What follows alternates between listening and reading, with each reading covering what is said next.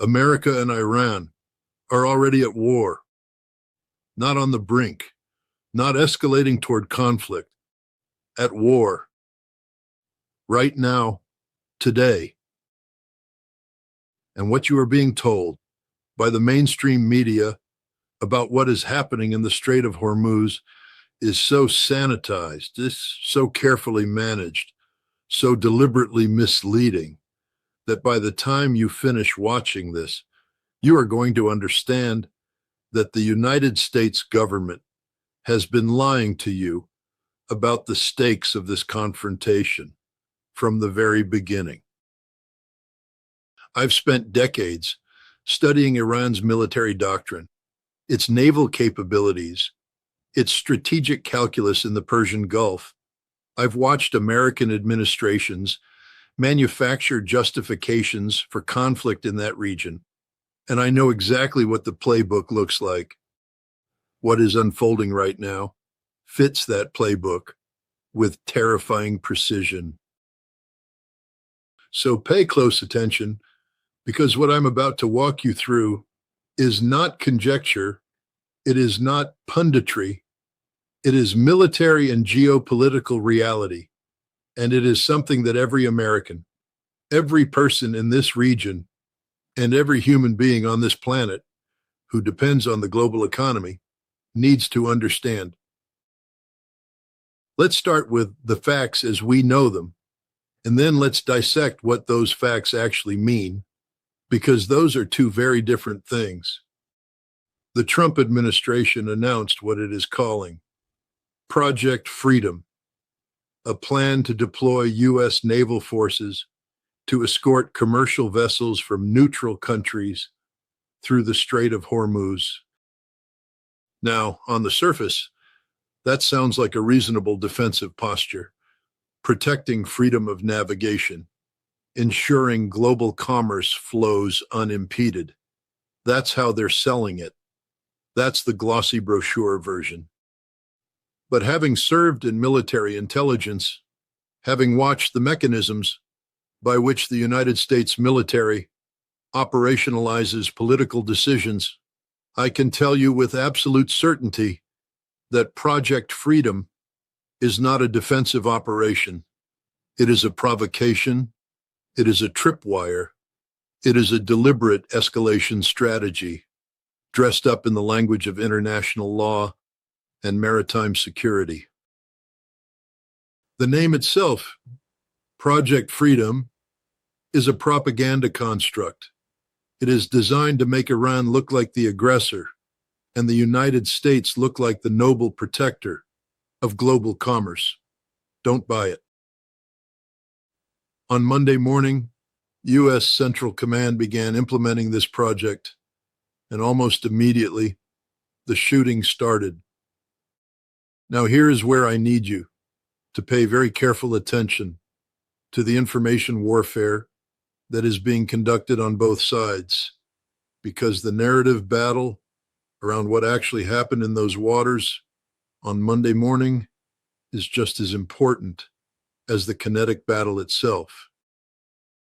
U.S. Central Command issued a statement claiming that American forces sank 6 Iranian vessels. 6. Admiral Brad Cooper went in front of cameras and told the world that 2 American-flagged commercial vessels successfully transited the strait, accompanied by 2 U.S. Navy destroyers. He delivered this with the kind of calm press conference confidence that the Pentagon has perfected over decades of managing public perception of military operations. But Iran immediately and categorically disputed every single one of those claims. Iranian military sources, citing their own account of the engagement, said that what the United States targeted were not IRGC speedboats. They were civilian boats, 2 civilian boats. And according to those same Iranian sources, 5 civilians were killed. There were 5 civilians, not combatants, not IRGC personnel, civilians. Now, I am not here to tell you definitively whose account is accurate. I wasn't in those waters. Neither were most of the journalists covering this story.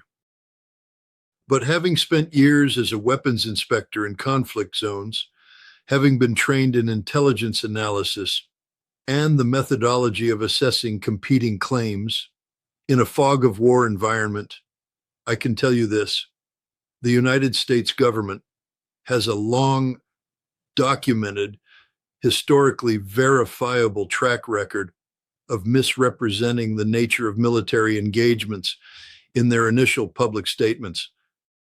The Gulf of Tonkin, the Iraqi WMD narrative, the justifications for drone strikes across the Middle East and Central Asia that killed civilians who were then classified as enemy combatants after the fact. This is not a conspiracy theory.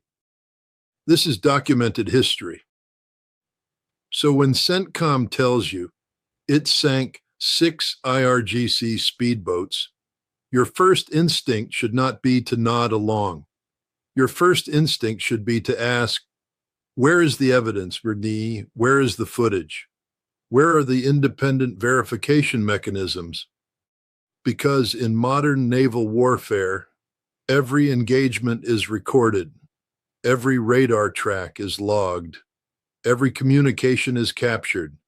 If the United States military has incontrovertible evidence that it engaged and sank 6 IRGC military vessels that were acting aggressively toward commercial shipping, that evidence exists. Show it to us. Until then, the Iranian account that civilians were killed cannot simply be dismissed.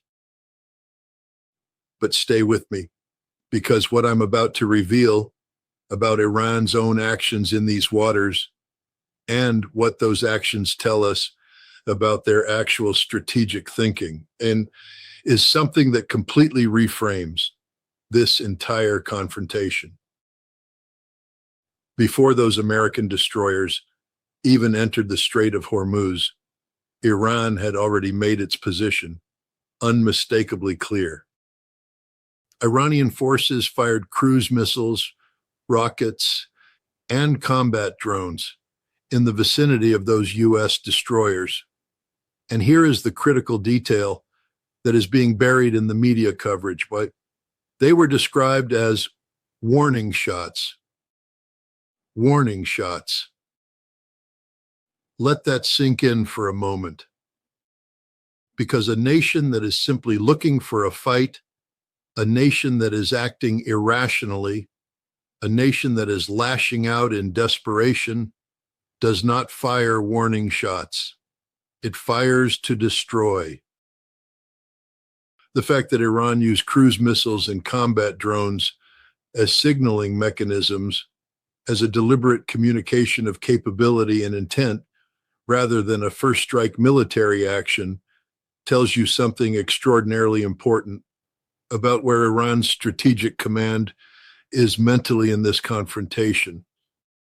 They are not panicking. They are not being reckless. They are operating from a carefully considered doctrine that is designed to send a message. We have the capability to destroy your assets, and we are choosing right now not to. That is a position of power. That is the behavior of a military command that is confident in its capabilities and is trying to create an off-ramp before this escalates beyond a point of no return. And the Iranian military made their doctrine explicit in the statement they released. Within this demarcated area, any ship that wants to pass through must do so with the permission of the Islamic Republic's armed forces. In order to be safe, any vessel belonging to a hostile enemy that tries to pass through will be dealt with decisively. That is not the language of a country that is bluffing. That is a formal declaration of an exclusion zone, backed by demonstrated weapons capability. The United States military knows exactly what that means. Every naval officer or every intelligence analyst, every war planner in the Pentagon knows exactly what that means. The question is whether the political leadership in Washington is choosing to hear it. And then there is Trump. And I have to address Trump directly because what he said in the hours following this initial engagement is so strategically reckless, so divorced from the realities of military confrontation in the Persian Gulf that it demands a direct and unambiguous response.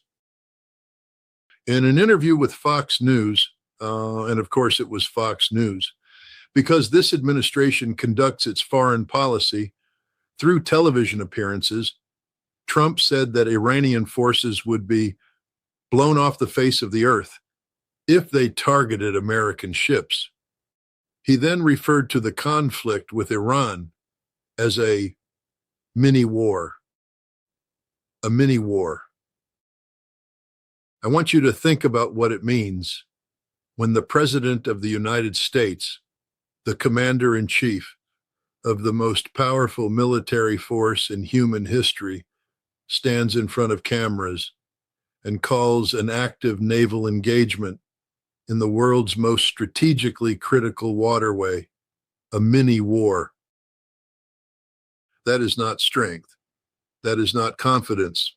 That is a man who does not understand what he has initiated, meaning because there is nothing mini about what happens if this escalates. There is nothing mini about the global economic consequences of a sustained military conflict in the Strait of Hormuz, through which approximately 20% of the world's oil supply transits. There is nothing mini about what Iran's full retaliatory capability looks like when it is unleashed without restraint. And the comment about blowing Iran off the face of the earth, that is the kind of rhetoric that gets people killed. Not Iranian soldiers, not just American sailors, people, civilians, populations across the entire region who have no say in these decisions, but who will bear the consequences of them. Having served in combat zones, having seen what happens when political rhetoric outpaces military reality, I find that kind of language not just irresponsible, I find it obscene. You think you understand the stakes of what's happening in that strait right now? You don't. Not yet. Because we haven't even gotten to the UAE yet, and what happened there, though, and what an Iranian parliamentary official said about it within hours is the detail that blows this entire story wide open. The United Arab Emirates, a close American ally, a key Arab partner in the Abraham Accords architecture, a country that has spent the last several years carefully positioning itself between Washington and Tehran in a delicate diplomatic balancing act, announced that it came under a barrage of Iranian missiles and drones. 9 Iranian missiles and drones were intercepted by UAE air defenses. A drone attack caused a fire at an oil port in the Fujairah region. The UAE ordered all schools in the country to switch to remote learning for the rest of the week. Now, on the surface, that looks like a major Iranian escalation. That looks like Iran deciding to expand the theater of conflict beyond the strait to strike at a neighboring Arab state that it perceives as complicit in American military operations. If you accept that framing at face value, this is extremely alarming because the UAE is not some distant third party. It is deeply integrated into the American security architecture in the Gulf. An Iranian attack on the UAE that is sustained and repeated is potentially a trigger for a much broader coalition military response. That is exactly the kind of escalation ladder that leads to regional war. But here is where it gets complicated. Here is where it gets dangerous in a completely different way than you might expect. Because within hours of these reports, a senior Iranian official, Ibrahim Azizi, the head of the National Security Commission of the Iranian parliament, shared a post calling the UAE attack a false flag. A false flag. And Iranian Foreign Minister Bagheri Khani went further, stating that the clashes demonstrated there is no military solution to a political crisis, and warning both the United States and the UAE against being drawn into what he called a quagmire. He said, and this is important, that Project Freedom is Project Deadlock. Project Deadlock. That is not the language of a foreign minister whose country just deliberately attacked a neighboring Arab state. That is the language of a government that is trying to de-escalate while simultaneously being accused of an action it says it did not take. Now, I am not in a position to tell you with certainty whether that attack on the UAE was a genuine Iranian military operation or something else entirely, but I can tell you this: the pattern of events, the timing, and the Iranian response to it raise questions that the mainstream media is not asking, and that the United States government has every incentive not to answer honestly. Who benefits from Iran attacking the UAE at this precise moment? Who benefits from pulling the UAE with its enormous economic significance, its American military basing rights, its diplomatic relationships across the Arab world, directly into this confrontation? Not Iran. Iran has spent years carefully cultivating a distinction between its conflict with the United States and Israel on one hand, and its relationships with Arab Gulf states on the other. A direct, deliberate Iranian strike on the UAE's oil infrastructure in the middle of an already escalating naval confrontation with America would be one of the most strategically self-destructive decisions the Islamic Republic could possibly make. So ask yourself, cui bono? Who benefits? And then ask yourself why that question is not being asked loudly in every major media outlet covering this story.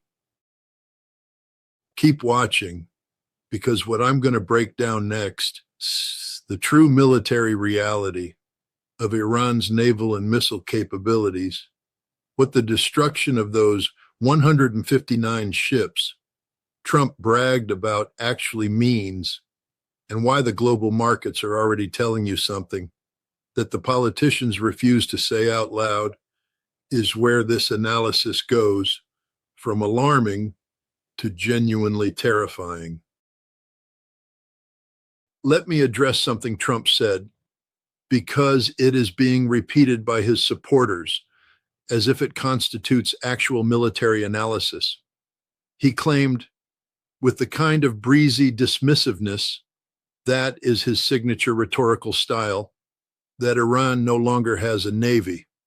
He said they had 159 ships, and now they have 0.